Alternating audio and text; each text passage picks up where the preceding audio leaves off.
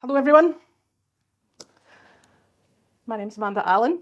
I head up the software support services at the Craneware Group. And I'm going to talk to you today about the link between customer centricity and culture. We make hundreds of choices every single day. Some of them quite benign, shirt I'm going to wear today.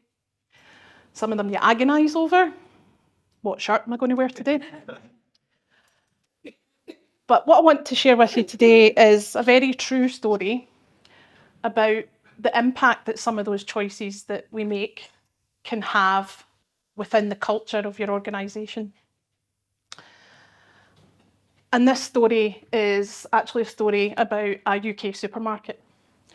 And specifically, the CEO received a letter from one of their store employees. And in that letter, the employee outlined a poor customer experience that they had in the store that they worked in. They finished their shift that day and they went to the till to pay for a few items that they had in their basket. And it was a particularly busy day. And I will say this predates self-scan checkouts also. But it was a particularly busy day. And as often is the case, when that happens, lots of people there, they opened up the customer service desk for customers with baskets, just a few items. So that employee joined that queue at the customer service desk. And they were told by the desk employee when they got to the front of that line, you're not a customer, you're an employee. You need to go to one of the bigger queues. Now, to the store employee, that didn't quite align with what they understood the culture desire within that organisation to be. What they were trying to do at that time was empower their employees to make decisions that ultimately would provide an excellent customer experience. And to that employee, they weren't receiving an excellent customer experience right now. So that employee made a choice and they chose to write a letter to the CEO. When they received that letter, that CEO also had a choice. And what they chose to do, with less than a day's notice, was cancel all their plans for the next day, and instead they got on a plane and they went to that store unannounced. They went to the customer service desk and they asked to speak to the store manager. Now, I'll back up. The employee, before they left the store that day, they had tried to speak to the store manager about that particular instance. And the store manager said, I'm too busy. 2 other occasions that week, the same employee had tried to have the same conversation with the store manager and were dismissed. Hence, they wrote the letter. Needless to say, when the CEO turned up unannounced, asking to speak to the store manager, they were not very busy anymore. But it's a great story, absolute true story. And it reminds me of, there's a famous quote, which is, culture eats strategy for breakfast and transformation for lunch. Absolutely true. If your culture isn't right, it doesn't matter how good your metrics are, how good you perform at them, how cool your transformation plans are. If you make decisions that contradict a customer-centric culture and you don't have the right cultural guardrails in place, then you're going to fight an absolute losing battle. The reason that I really like that story is because it does illustrate the importance of embedding a customer-centric culture within an organisation. Both the CEO and the employee took responsibility at that time. And a customer-centric culture absolutely is everyone's responsibility. And I share the little infographic at the left there from Sketchplanations, kind of tongue-in-cheek, because I can see the eyes in the room. Amanda, if it's everyone's responsibility, no one's going to do it. But that's where your culture comes in. You need to, in order to have a scalable customer-centric culture, You cannot leave it to a designated few. It is everyone's responsibility. Think about that story for a minute. CEOs are really busy people. To cancel a full day of events with less than a day's notice and go and physically visit 1 out of 500-600 stores in the UK. They did that because they knew that the actions that was going to have, the impact, would be much greater than if they just picked up the phone and spoke to the store manager. Customer centricity is the responsibility of everyone in our organisation. Everybody has to work in a way that puts the customer at the heart of strategic decisions. That's a customer-centric culture. Forbes wrote an article in 2022 called "The Surprising Secret to Customer-Centric Success." And they took the well-understood definition of customer centricity, which was the capacity for an organisation to understand those who buy from them and put them at the centre of strategic decisions. And they took that definition and played around with it a bit. And they argued for a change in that definition, just a subtle change, and instead defined customer centricity as having the confidence to say before making strategic decisions, we don't know the customer and we should find out how this will affect them. And their argument for that subtle change was twofold. Firstly, it means that insight is never a completed activity. You always have to be looking at fresh data to understand how your customers might have changed over time. It also means that leaders would have an accurate picture of what's going on with their customers.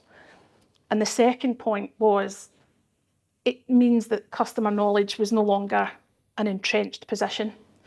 So it takes away intuition, takes away ego, takes away any other competing interests that might exist within the organisation.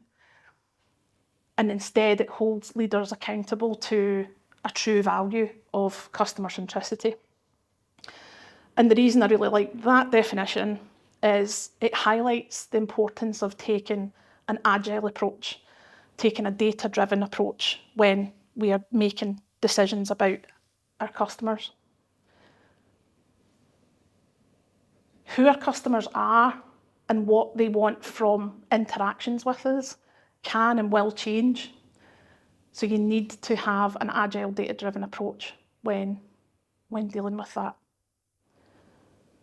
Once you understand who your customers are, what their experience is today, and what they want their experience to be, then we work to close the gap. Should we care about customer centricity? Yes, of course we should. All of the evidence supports that. And it really is personal as well. So PwC did a study, and in that there was 74% of non-US consumers want more human interaction in future, not less. And that figure's even higher in the US at 82%. They published this infographic as part of that same study. And what's really interesting here, so what this is showing is the level of importance for customer experience and different opinions of things from customers. And all the things with the highest energy there, efficiency, convenience, friendly service, knowledgeable service, all of those things, when you take a step back, they all align with delivering a more proactive service to customers. How we can do that will help us influence the impact that we can have on our customer experience. Forrester recently did a webinar as well. And in that webinar, they predicted that half of global firms will experiment this year with generative AI. And as part of that, they also predicted that a third of those organisations will release experiences that are biased, inaccessible, or harmful, which is terrifying. So if we think about the messages from the panel this morning as well. One of the recommendations that they had made, and I completely agree with this, is that in order to not get caught up in the hype, organisations really need to focus on just one key area if you want to implement things like generative AI within your organisation. Look at that customer experience gap. What's the one key area there that could influence, that generative AI could help you with? And that is where you put your time, energy, and focus. Do not cast your net too widely. And when we think about how we can add more value, the focus really needs to be on how we deliver that more proactive customer experience. How do we get ahead and anticipate behaviours?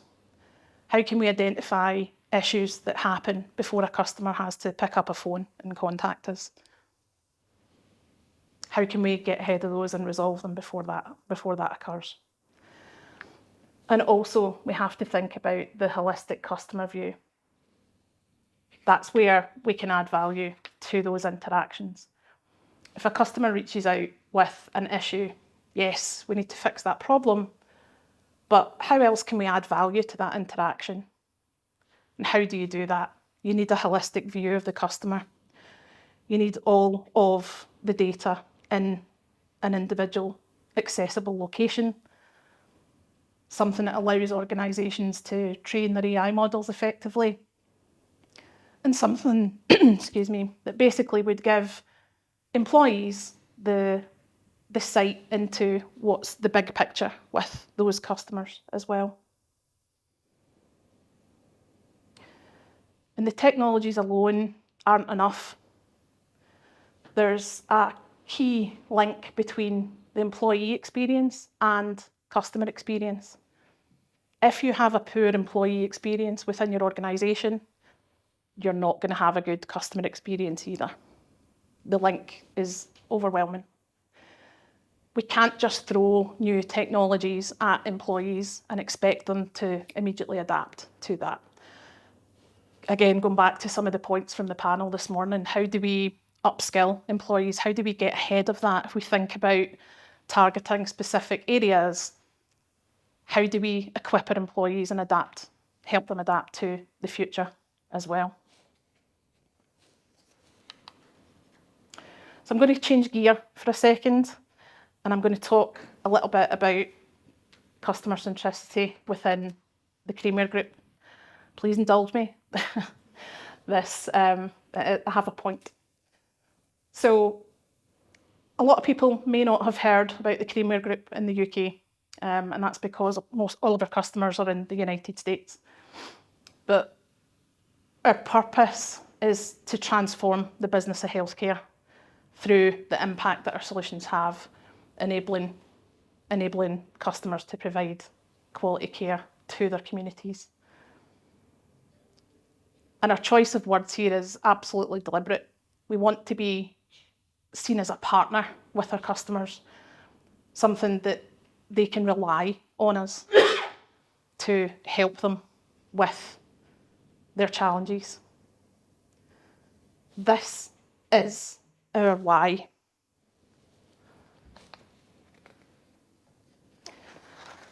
And a lot of organisations talk about culture. Our employees are the beating heart of the organisation. They're the beating heart of every organisation. And our culture is how each of them show up every day to execute on that purpose, vision, and strategy. That's our how. And this framework is also an extension of that how. This defines the values for individuals working at the Craneware Group. And that combined with the elements in our culture, being the best version of ourselves, representing a learning organisation, failing fast, learning faster, and knowing that we're a team, we're in it together. Those things form the guardrails for the culture within the organisation. Employees at the Craneware Group are empowered to make decisions that align with the purpose, the culture and the framework, as long as that's to deliver a positive customer outcome. But they are empowered to do that. Those are the guardrails with which we work. Ultimately, those three things together form a foundation for a scalable customer-centric approach. So most organisations do also have purpose, culture, framework type statements. You've got those things, you know what they mean. But how do you then create customer centricity within your organisation? So I have oversimplified this to 4 steps, and we'll go through each one in turn. But it absolutely starts with leaders. And it was one of my colleagues, Tonya Wilson, who shared with me a quote from an American football coach called Urban Meyer. And he said, leaders create culture, culture drives behaviour, behaviour produces results. And when she shared that with me years ago, the revelation was so strong, I wrote it on my home office whiteboard, and it serves as a reminder of how intrinsic that actually is. It's also a reminder of my poor handwriting. Primary school teacher would be horrified. But I've not yet found an example where that is untrue. And if you consider issues that you might have come across within your own organisations, really challenge yourself. It starts with leadership. So if you think back to that supermarket story that I shared at the start, and I said that the choices that we make have a huge impact within organisations and specifically on embedding that culture. I mentioned that obviously he had the choice what action they were going to make. That would not have been as impactful had they picked up the phone or written an email or just spoken to the regional manager. No way.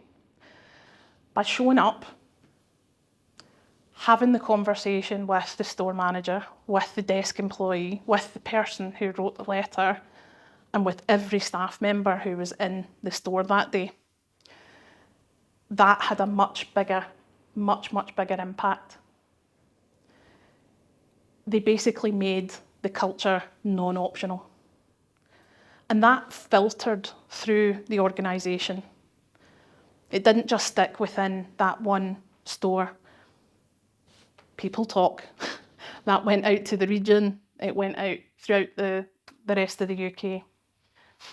And as leaders and managers within our own organisations, it's our responsibility to lead by example and infuse the desired culture within our own organisations. But it's also the responsibility of every employee to hold peers, leaders themselves accountable. And if they're seeing scenarios where the desired culture is not being met, speak up. It's as simple as that. If you're trying to change the culture within your organisation, it's not something that happens suddenly, and it certainly isn't something that happens without both deliberate and intentional actions. So if we think about the employee experience, as I mentioned that there is a distinct link between employee experience and customer experience. Why did that employee write the letter to the CEO? Why did they care? They cared because they wanted to do a good job. They were motivated by doing a good job. And the actions that they seen just didn't align with what they were being told. How do we motivate our employees to want to engage within the desired culture within our organisations? What employee engagement activities do we do? We need to listen to our employees. We need to make sure that they have what they need in order to be successful. And it's also important that we integrate a learning culture in our organisations, particularly now, more than ever. I seen a study just yesterday, actually, and in that it mentioned that 65% of the required skills by 2030 aren't going to be met, which is a horrifying statistic. So what are we thinking in terms of learning culture in our organisations? How are we setting employees up for success? You know, we can't just tell people, here's where you go learn things. What are we doing to encourage? What are we doing to help people remove the barriers to upskilling and reskilling? And I mentioned here environment, and what I mean by that is knowledge, skills and behaviour. So do we make time and space for employees to learn or unlearn knowledge, skills and behaviour that helps support the desired culture? And do we protect the time for individuals? Do we give them the time that they need to do that in company time? Wherever possible, highly recommend giving people the opportunity to learn together as well, simply because it helps with team building and collaboration within teams as well. And the last point is something that is really, really key. We should all be aiming to empower our employees, but you have to have guidance in place as well. So we have guardrails and things at the Craneware Group, but we also make sure that we have feedback loops there as well. So if someone's doing something absolutely right, bang on all the time, we need to tell them. And if they're doing something within the guardrails, but it didn't quite have the impact or wasn't quite where perhaps the intent was, we need to make sure we're having those conversations as well.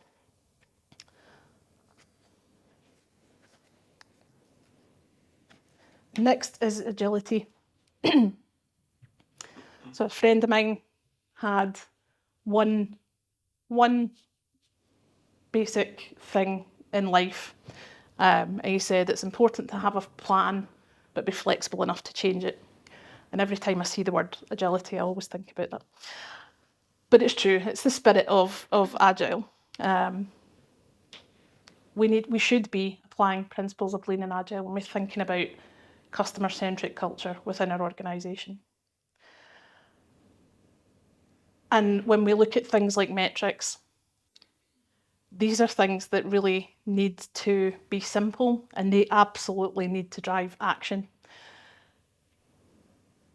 It's too easy for teams to become obsessed with, we need to get 100% SLA. And I've certainly had conversations with people where SLAs have been dropped because the team can't get to 100%. We should not be scared of not meeting 100%. If that level is what your customers have told you they expect for their service, and you're meeting 80%, at least you know that's where you are. But you need to work to close the gap. You can't hide behind, we're getting 100%, if you're not meeting your customer expectation. The metric on its own means nothing if the customer's not happy. And continuous retrospectives as well, really, really important. Looking at the lessons that we learn, both what went well, what didn't go so well, what we're going to change for next time. What that supermarket CEO did was in effect a retrospective. They visited that store in order to, not to go and shout at everyone, but genuinely seek to understand why that culture was misunderstood. Why did that seem like the right thing to do? Again, continuous retrospectives. And last one, and I will be the first person to admit this is the one I always struggle with the most, but it is celebrating success as a team. This is a photo from a recent leadership summit. that we had at our own organisation.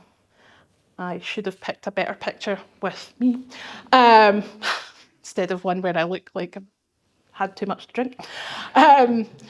But it is important to celebrate success as a team, not just because it promotes a positive work culture, it increases teamwork collaboration, but it does also boost morale and motivation. And that is the thing, it's basically the fuel for the rest of this cycle. It's the thing that helps keep feeding your customer-centric culture within your organisation. So I'm going to try and summarise this and bring it all together. So I've talked about customer centricity and culture, how they're linked, how we implemented them at the Craneware Group, and how it starts with leadership, how the choices that we make on a daily basis can have a positive or a negative impact.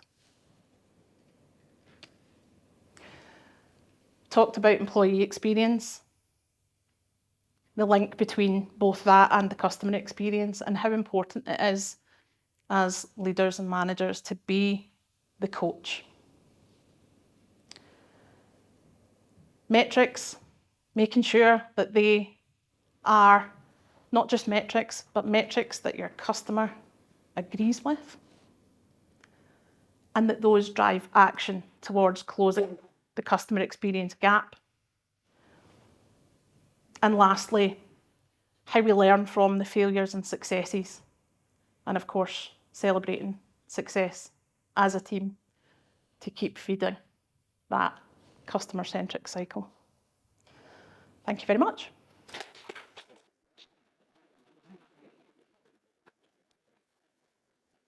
I will open it up for questions.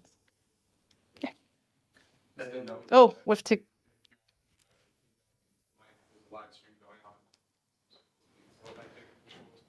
Yep, anyone? Yep. That's right, thanks, Amanda. How at Craneware do you deal with the fact that customers don't always know what they want?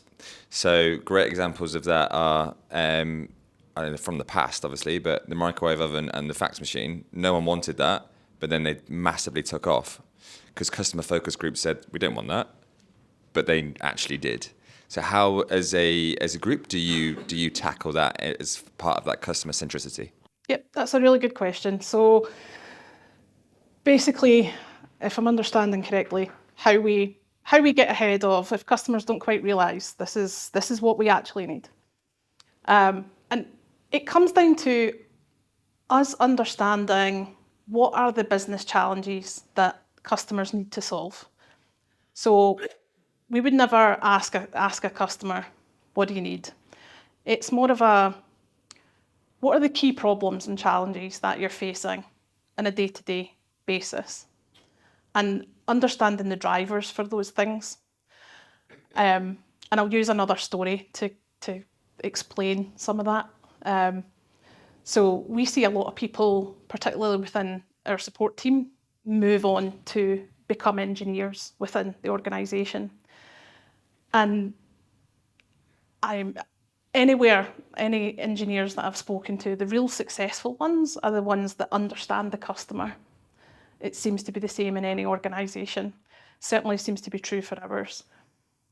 Knowing the problems and challenges that they face allows the team to be more creative and when it comes to solving issues and helping customers identify what's needed.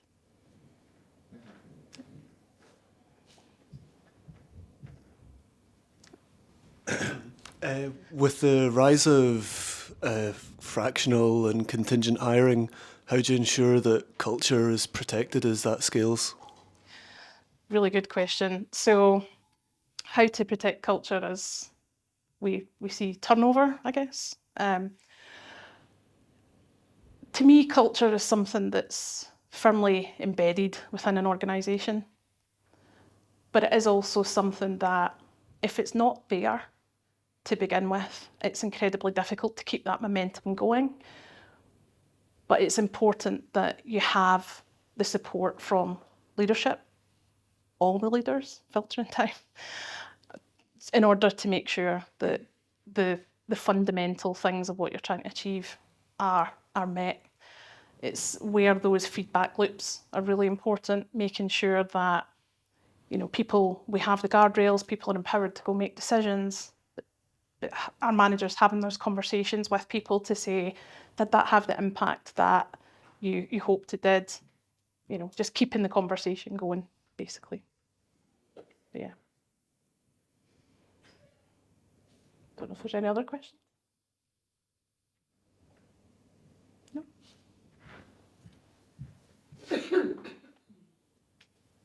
Right. Some of the biggest companies in the UK have the worst customer experience. You know, the banks, energy companies, insurance companies, they've all gone transactional with their experience.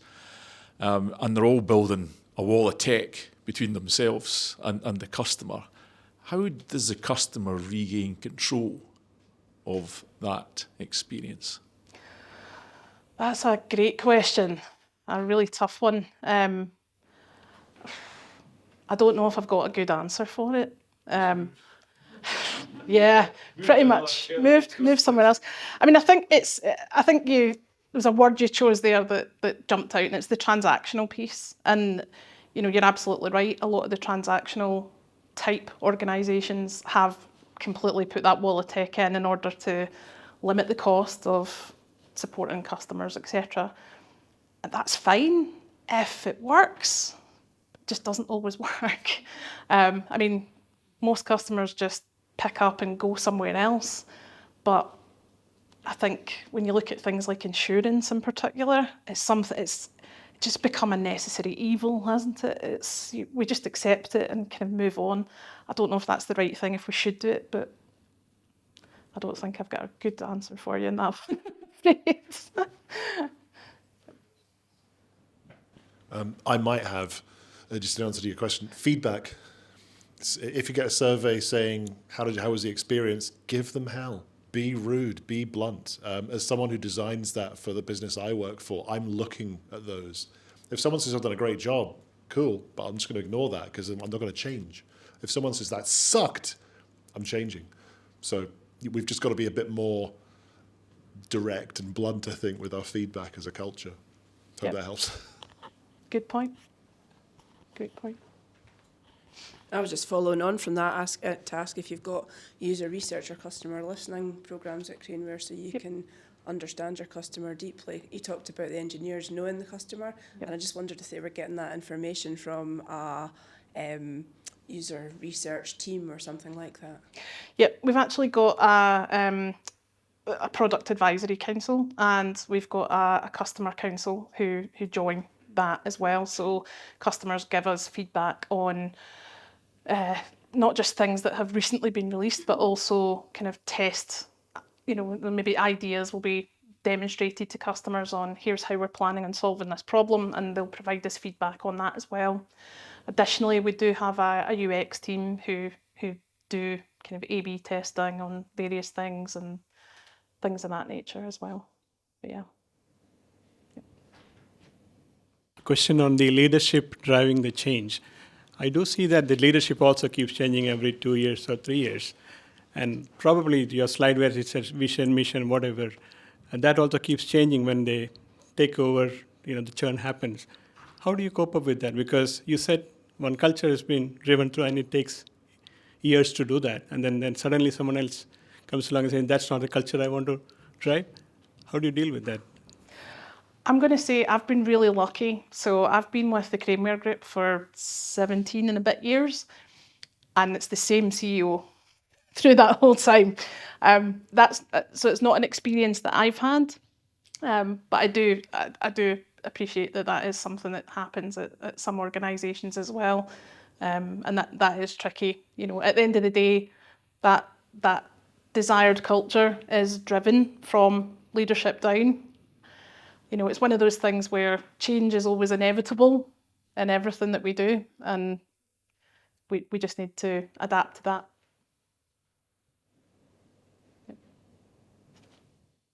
Any other questions? No? Excellent. Thank you very much.